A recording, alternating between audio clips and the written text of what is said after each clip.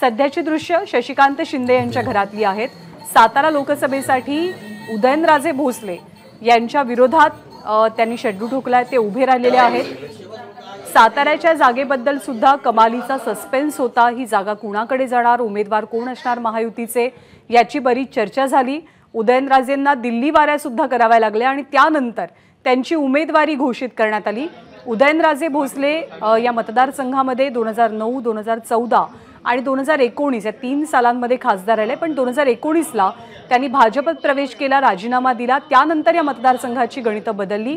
श्रीनिवास पाटील इथले उमेदवार होते उदयनराजेंच्या विरोधात पोटनिवडणुकीमध्ये आणि श्रीनिवास पाटलांनी ही निवडणूक जिंकलेली होती।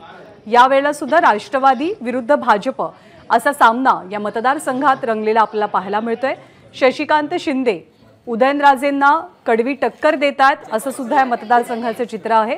त्यामुळे राष्ट्रवादीचे उमेदवार इथून विजयी होतात की भाजप आपला गड राखण्यामध्ये यशस्वी ठरतंय हे आपल्याला पाहावं लागेल। एबीपी माझा, उघडा डोळे बघा नीट।